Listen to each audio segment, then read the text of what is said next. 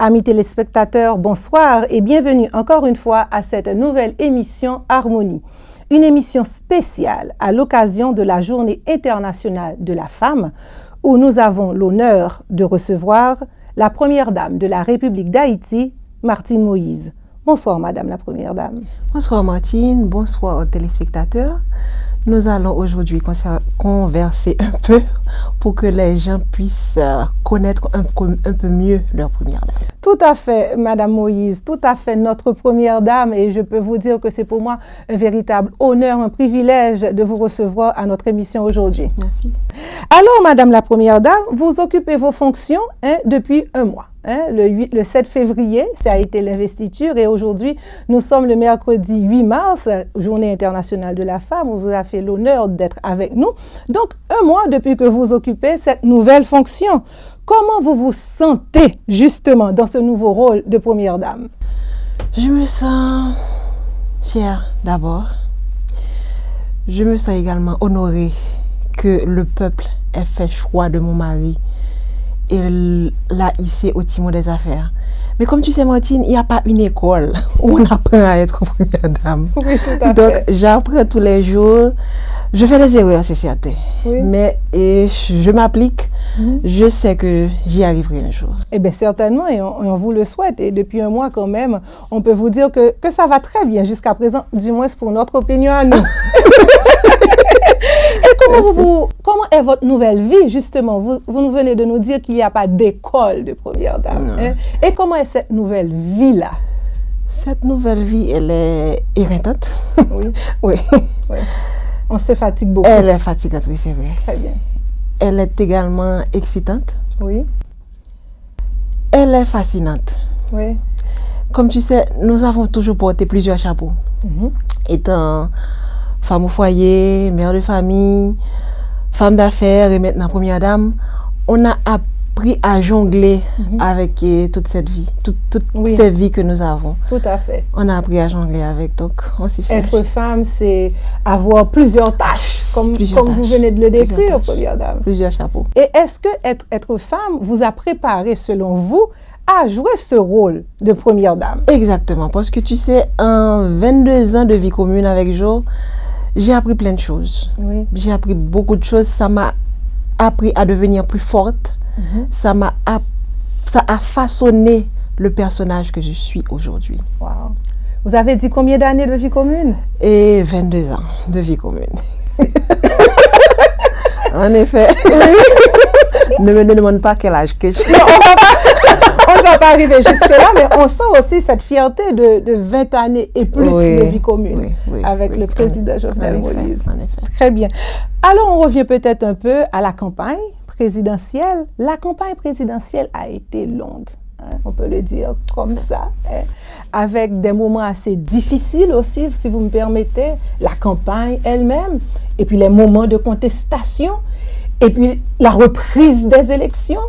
La campagne a mené une nouvelle fois. Comment vous avez vécu tout ça avec votre mari à l'époque candidat à la présidence? Tu sais, à un moment de la durée, je me suis réveillée un jour et je me suis dit, tu sais, j'arrête. Oui. Je n'en peux plus. Je n'en peux plus.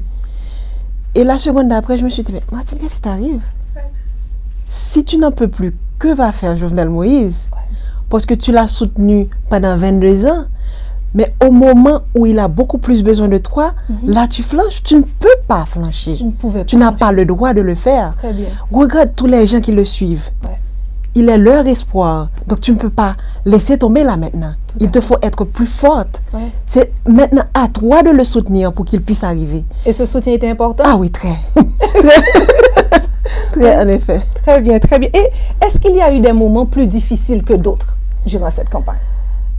Oui, il y a eu des moments très très bas et des moments un petit peu hauts. Oui. Ça veut dire du moment où on a commencé jusqu'à la fin, jusqu'à présent même, c'est toujours difficile. C'est toujours un combat perpétuel. Un combat avec qui, avec quoi et pourquoi, on ne sait pas. Mais on a mené ce combat, on sait que l'issue de ce combat, c'était la victoire. Vous l'avez su dès le départ? Oui, je l'ai su. C'est pourquoi je me suis embarquée. C'est ça, c'est ça. Mais où vous avez trouvé cette force-là, on a vu un Jovenel Moïse candidat à la présidence qui croyait toujours, qui a cru dès le départ, et même lorsqu'il a fallu repartir en campagne, on a senti qu'il était là, qu'il y croyait. Est-ce vous, est-ce les enfants, est-ce la perspective de la victoire ou vous avez puisé en tant que couple cette force? La force, comme tu le sais, est avant tout en nous. Il faut la chercher. Donc, quand on a décidé de se lancer dans la politique, quand il est venu me dire, tu sais chérie, le président Martelly m'a dit qu'il m'a choisi comme candidat à la présidence. Je lui ai dit, c'est vrai. Qu'est-ce que tu en penses? Bon, je suis avec toi. Tu es sûr? Dans la politique, on parle de la politique, oui. Tu penses que tu peux y arriver? Je veux servir mon pays, Jo. Superbe. Donc, je sais que je peux y arriver. Ouais. Alors, je suis avec toi. Et tu sais que quand je suis avec toi, ensemble, on peut faire plein de miracles. Et on s'est lancé. On s'est lancé et on connaît la suite. C'est le 7 février, justement. Et on va justement venir à la dernière question de cette première partie. Justement, quand tout s'est achevé, quand je dis tout s'est achevé, nous parlons de la campagne. Quand finalement, voyez-vous, les résultats ont été donnés, que votre mari, Jovenel Moïse, a été reconnu président de la République d'Haïti, quel a été votre premier sentiment à vous, pour vous et pour lui? Mon premier sentiment, c'était de la satisfaction, je dirais. Parce que c'était un combat qu'on menait, on ne savait pas quand ça allait s'arrêter. Je me suis dit, là maintenant, j'ai fini avec cette première bataille, je vais attaquer l'autre bataille. Parce que tu sais, 5 ans, quand tu commences tes 5 ans, ce n'est pas vraiment une victoire pour moi.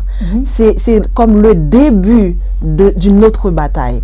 Parce qu'il te faut changer ce que tu as changé, ce que tu avais promis au moment de la campagne. Mais tu as promis des choses sans savoir les embûches que tu vas rencontrer. Tout à fait, tout à fait. Donc là, maintenant, tu sais que dans ta tête, tu vas recommencer avec ce combat.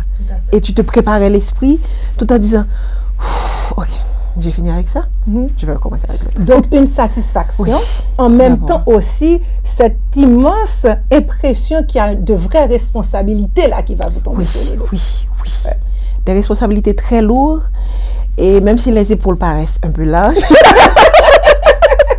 la responsabilité sont quand même lourdes. Tout à fait, tout à fait. Et il faut les porter. Et on va les porter. En tout cas, on n'en doute pas un instant. Amis téléspectateurs, nous sommes avec la première dame de la République d'Haïti, de notre pays, Martine Moïse, à l'occasion de la Journée internationale de la femme, ce mercredi 8 mars, où elle nous a fait l'honneur d'être notre invitée à cette émission Harmonie. On va prendre la pause, mais certainement rester branchés parce que à la deuxième partie, nous allons continuer à faire connaissance avec notre première dame, lui poser les questions sur son rôle de première dame et peut-être les centres d'intérêt de ses actions futures. Restez branchés. On se retrouve après la pause.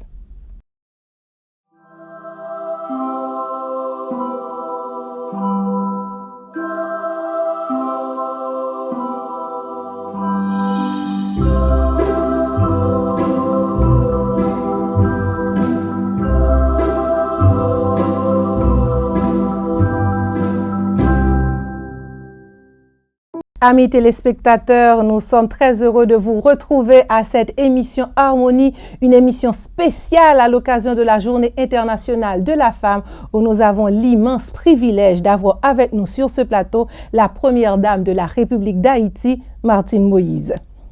Encore une fois, je ne cesserai pas de dire combien je suis vraiment heureuse de vous avoir avec nous, Madame Moïse. Madame la première dame, quel devrait être, selon vous, le rôle d'une première dame? Comme tu sais, Martine, être première dame, c'est avant tout un rôle honorifique. Mais une première dame doit être là pour son mari. Elle doit être ses yeux et ses oreilles. Et éventuellement, quand il s'écroule, elle doit être son support. Et quand il lui faut donner des conseils pour aller dans la bonne direction, elle doit être là aussi. Tout à fait. On sent justement, on l'a senti dès le départ, hein, parce qu'au cours de cette longue campagne, on vous a vu très présente du côté de votre mari. Est-ce que vous allez être une première dame très présente aussi? Bien sûr. Tu Oui. sais que être présente, c'est pas maintenant que ça va commencer. Ouais. Parce que ça a commencé il y a de cela 22 ans. C'est ça. C'est ce qui nous a amenés là où nous sommes aujourd'hui. Très bien. Je serai très présente parce que je sais qu'il a beaucoup à faire et il a besoin de bras. Je suis là pour l'aider. Et on sent qu'il peut compter sur vous. Ah oui, à 100%. Alors justement, c'est un titre honorifique, mais on a vu dans l'histoire qu'il s'agisse de chez nous ou des autres pays, que de manière générale, les premières dames ont toujours des centres d'intérêt qui leur touchent à cœur ou qui ont rapport avec leur propre histoire ou par rapport à leurs propres sentiments, à ce qu'elles aiment. Est-ce que vous avez déjà identifié des centres d'intérêt où vous allez justement poser des actions spécifiques? Tu sais, pour moi, c'était le plus dur à faire. Choisir quoi faire. Parce qu'il y a tellement de choses à faire, justement. Tout à fait. Mais quand j'ai bien réfléchi, j'ai dit, il y a quelque part où je dois faire la différence. Parce que j'ai vu que l'État prend en main les enfants, en quelque sorte.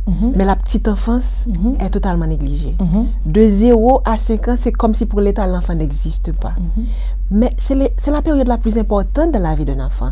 C'est à ce moment-là que tu prends contact avec les couleurs, les formes, les odeurs, tu touches, tu sens, tu vibres. Oui. Parce que l'enfant, quand il arrive à l'école à 5 ans, surtout en province, des fois, c'est leur première paire de chaussures, leur premier sac d'école. Donc, ces enfants-là sont tellement excités d'aller à l'école qu'arrivés, ils leur prennent du temps pour s'imprégner de ce qu'on leur apprend. Très bien. Parce que, waouh, j'ai un nouveau sac, regarde mes chaussures. Donc, c'est pas l'école qui les intéresse vraiment. Oui. Mais si ils étaient scolarisés avant ça, pour eux, ce serait tout naturel qu'ils aillent à l'école à 5 ans, avoir des livres, etc. Parce qu'ils auraient pu avoir ça avant.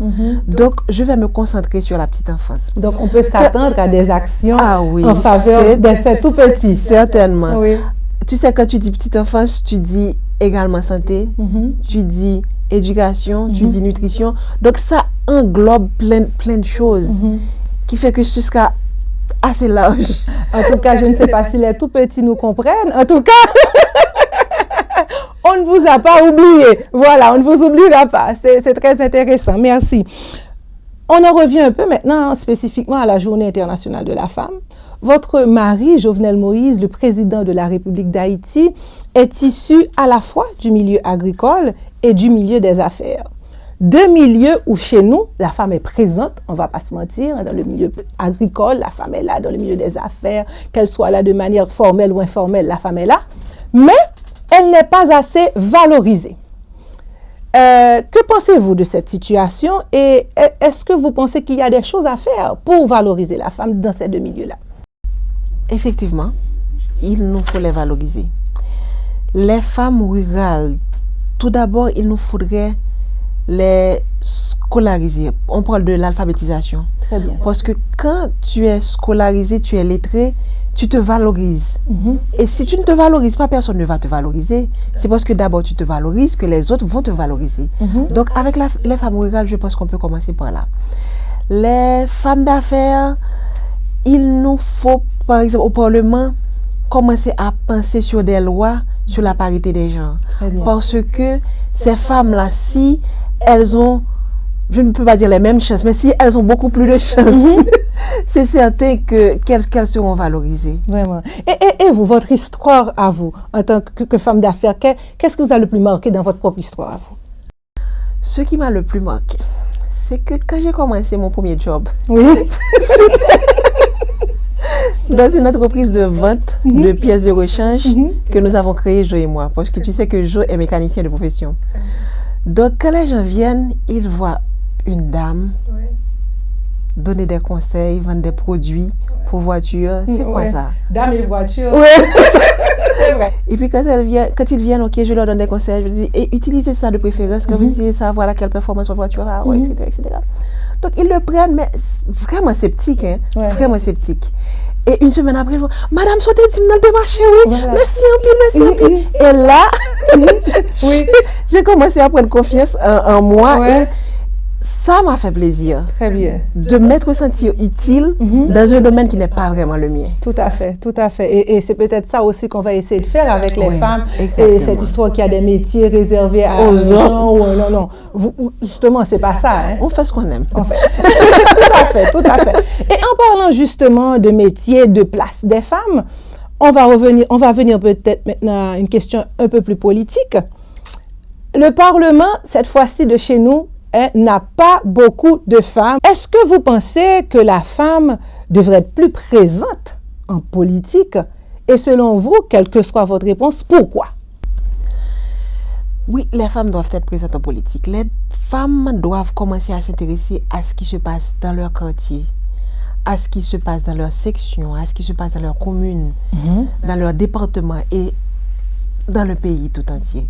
Parce qu'une femme qui s'intéresse dans la politique donne une autre allure à la politique. Parce que nous avons une façon de voir les choses, je ne peux pas dire qu'il soit différente, mais qui est pratique. Donc, si les femmes s'intéressent à la politique, les partis politiques eux-mêmes doivent les aider, envoyer beaucoup plus de femmes candidats. Ainsi, le quota de 30% sera respecté. Parce que si vous n'envoyez pas de femmes, il n'y aura pas vraiment le quota ne sera pas respecté. Et si les femmes vous dites, là, je fais un cas de figure, hein, eh bien, vous savez, Madame la Première Dame, comme vous, on a une famille, comme vous, on a des enfants, comme vous, etc. Et puis, on a un peu peur d'entrer en politique, tout ça, c'est pas évident, vous le savez mieux que nous, Madame la Première Dame. Qu'est-ce que vous allez répondre à ces femmes-là qui ont peur, et peut-être qui ont peut-être la capacité, mais qui se disent, bon, les enfants, le mari, on ne sait jamais comment ça va aboutir, je préfère rester à l'écart. Qu'est-ce que vous leur dites? Je leur dirais, cessez de donner des excuses à vous-même. Parce que tout ça, ce ne sont que des excuses. Très bien. On peut être femme au foyer, s'occuper de ses enfants, de son mari, s'occuper du business et être en politique. Tout ça peut se faire. Il suffit de donner son temps à chacun, de faire le partage. Et pour trouver du temps à vous-même également. Donc c'est sur le partage qu'il faut travailler. Mais pas se demander est-ce qu'on va réussir si on doit s'occuper de la maison et également s'occuper du mari, etc. Non, ne vous donnez pas d'excuses dans la vie. Foncez. Il faut foncer. Très bien, très bien. Vous avez abordé un peu, en répondant à une question tout à l'heure, mais quelle serait selon vous la particularité, la touche spécifique qu'une femme en politique pourrait donner à ce pays? Mais tu sais que je ne critique pas la chatte masculine. Ouais. Loin de là. Je ne critique pas la chatte masculine. Mais tu sais, nous, on voit les choses un petit peu plus larges et un petit peu plus pratiques. C'est pourquoi il y a certains hommes, je peux le dire, parce que je fais partie de ces hommes, où il a un problème, chérie, qu'est-ce que je fais? Très bien. Il doit faire quelque chose, chérie, comment je le fais? Donc, il a besoin de votre support. Si vous supportez l'homme qui paraît grand, mais c'est que vous êtes grand vous-même. Donc, faites la différence pendant que vous êtes vivant. Faites la différence. Oui. Et je pense que c'est avec ce mot-là que nous allons mettre fin à cette deuxième partie de notre émission où nous recevons la première dame de la République d'Haïti, Martine Moïse. En troisième partie, nous allons justement parler un peu plus avec la première dame sur ses intérêts, mais aussi sur l'investiture. On se retrouve donc après la pause.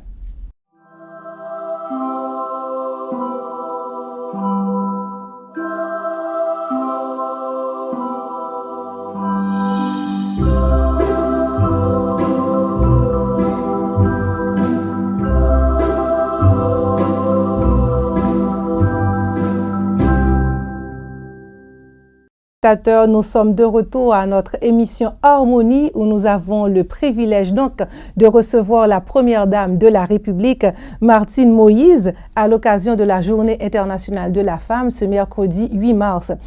Madame Moïse, justement, la femme haïtienne, on en parle, on la voit, on la côtoie, nous sommes nous autres des femmes haïtiennes.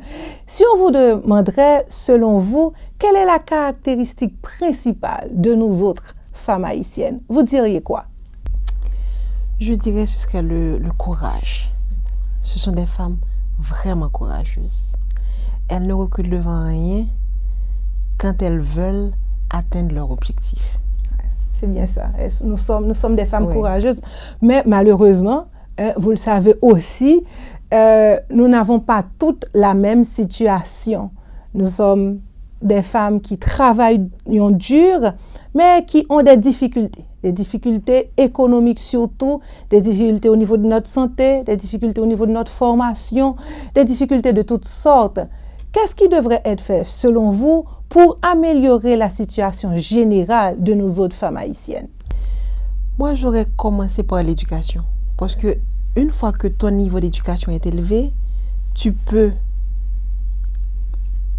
comme disent les Américains, make it. Tu peux y arriver. Tu peux y arriver. Tu peux y arriver. Tout à fait. Donc, commencer par l'éducation et ensuite créer beaucoup plus de jobs, beaucoup plus de travail. Et leur dire que il n'y a pas un travail d'homme ou de femme. Il y a un travail pour une personne qui peut le faire. Tout à fait. Donc, avec l'éducation, je pense qu'on peut faire beaucoup de choses. Tout à fait. Depuis un mois, vous êtes notre première dame, la première dame de la République d'Haïti, et on vous a vu, comme je l'ai dit tantôt, souvent aux côtés de votre mari pendant la campagne présidentielle. Mais on ne se trompe pas si on dit aussi que notre première dame n'est pas encore bien connue du grand public haïtien. En effet. Quel type de femme êtes-vous, Madame la Première Dame? Je suis une battante. Je suis une gagnante.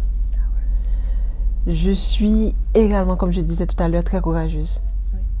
Je suis très courageuse. Je ne me laisse pas, comment je dirais, retenir par quoi que ce soit. Une fois que j'ai un objectif, je me le suis fixé, je n'ai qu'une chose à faire, c'est l'atteindre. Super.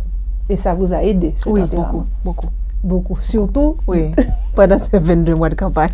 Surtout pendant les 22 mois de campagne. Parce qu'avant tout, il ne faut pas te laisser retenir par quoi que ce soit.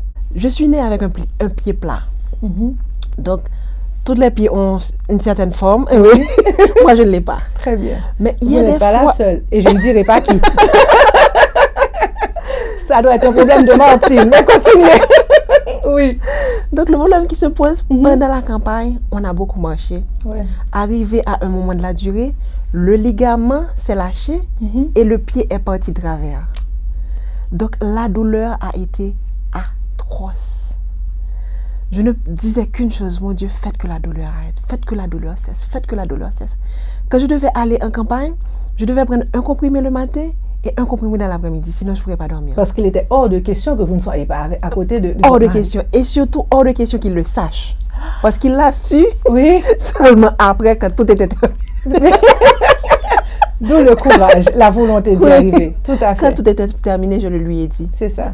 Tu aurais pu me dire avant. Mais si je te le disais avant, qu'est-ce qui serait passé? C'est ça. Peut-être que nous ne serons pas là où nous sommes aujourd'hui. Tout à fait. Donc, rien ne doit vous arrêter, même pas la douleur ou quoi que ce soit. Très bien. Madame Moïse, je ne vais pas vous cacher que vous m'avez personnellement touchée par votre calme. En ce qui a trait aux commentaires dont vous avez été l'objet le jour. Et ça vous fait. Le calme, mais aussi l'humour. Ça, je ne le savais pas.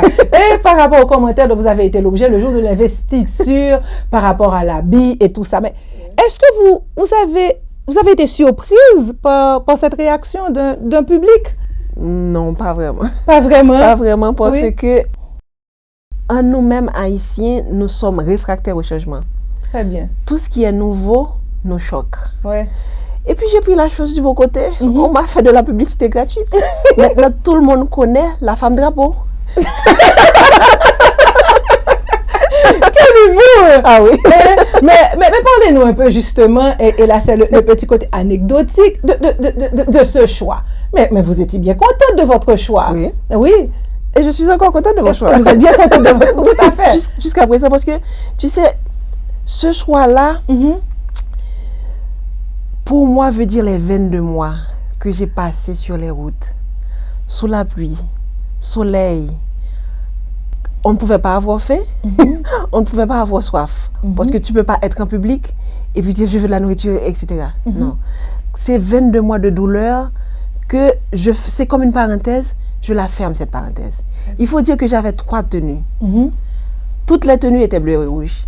Donc, peu importe le choix que j'avais fait comme tenue, je serais encore critiquée. Parce que c'était mon choix et, comme dit, me camper d'elle. Tout à fait. Et là, on comprend encore mieux ce que ça symbolisait pour vous. Oui. Tout à fait. Mais comment entendez-vous maintenant gérer toute cette attention dont vous êtes l'objet? Vous êtes la première dame de la République d'Haïti.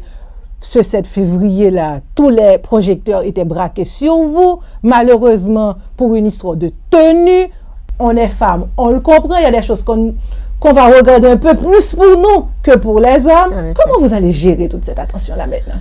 Bon, là, maintenant, on n'est plus au temps de la campagne. Oui. Mais maintenant, ce sont les choses sérieuses. Mais voilà. On va gérer ça avec beaucoup plus de sérénité. Tout à fait.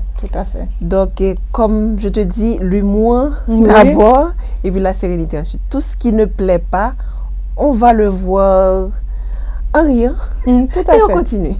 Mais est-ce que cette attention vous gêne? Ou bien on sent que vous prenez finalement tout ceci avec beaucoup d'humour, beaucoup de grâce? Avant, oui, au début. Parce que, tu sais, quand tu avais une vie privée et tu te réveilles du jour au lendemain, cette vie qui était si privée est maintenant tellement publique. Oui, tout à fait. Tu ne sais pas quoi faire. Mais là, maintenant, nous sommes en train de gérer. On gère. Ça va beaucoup mieux de jour en jour.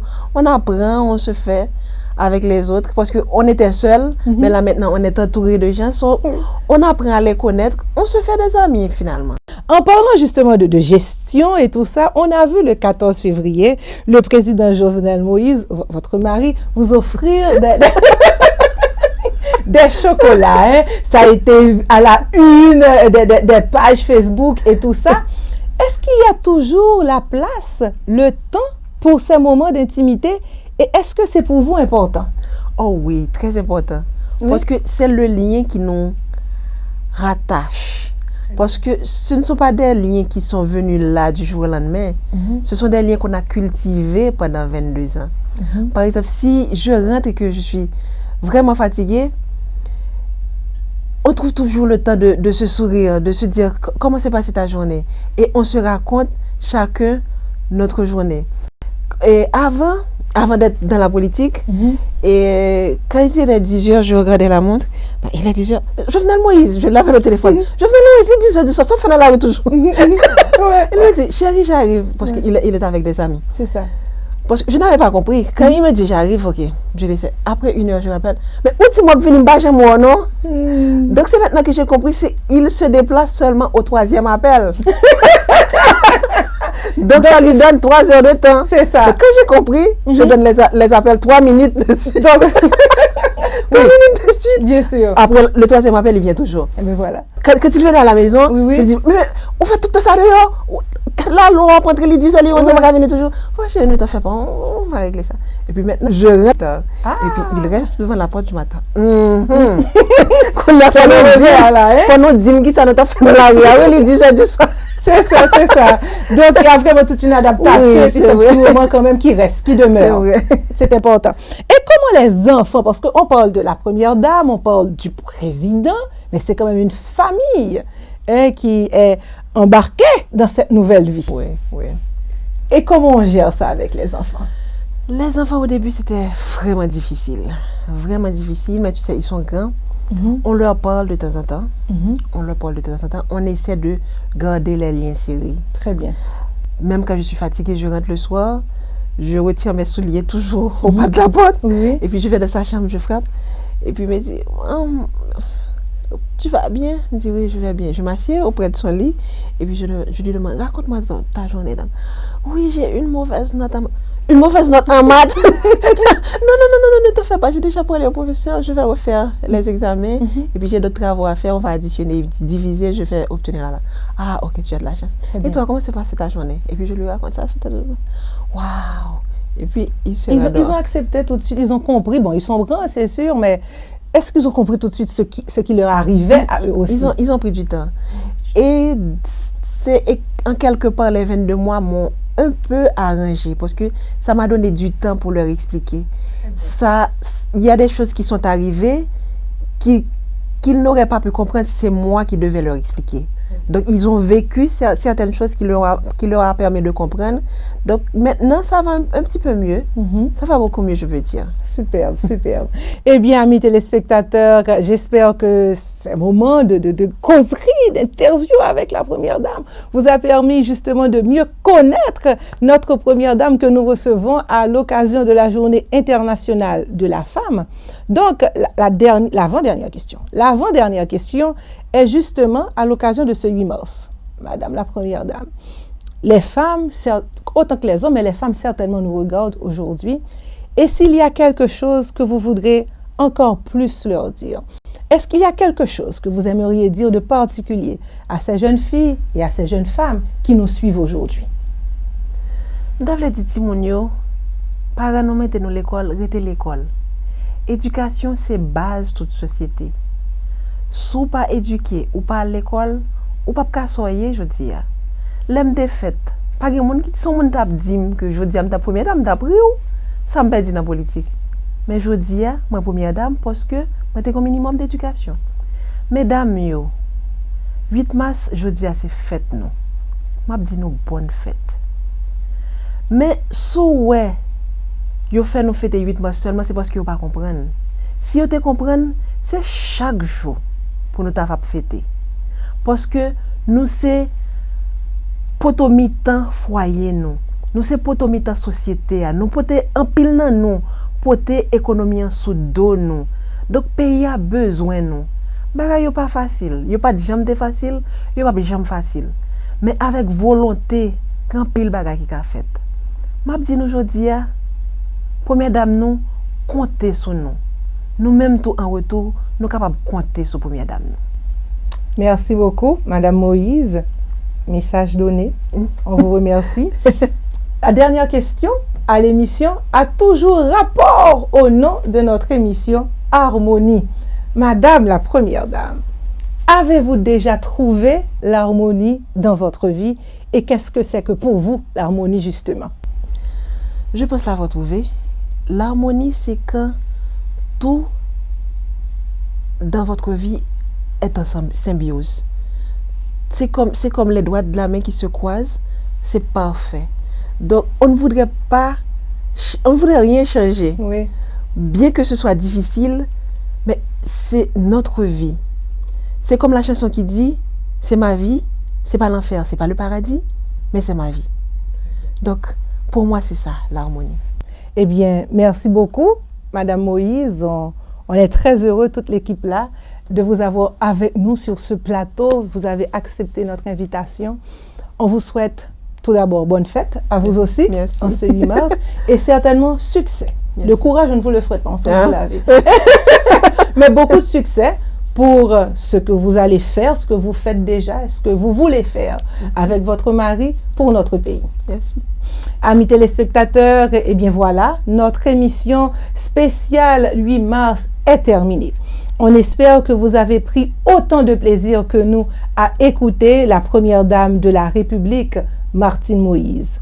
Encore une fois, merci de nous avoir suivis. Bonne fête à toutes les femmes de notre pays et à très bientôt.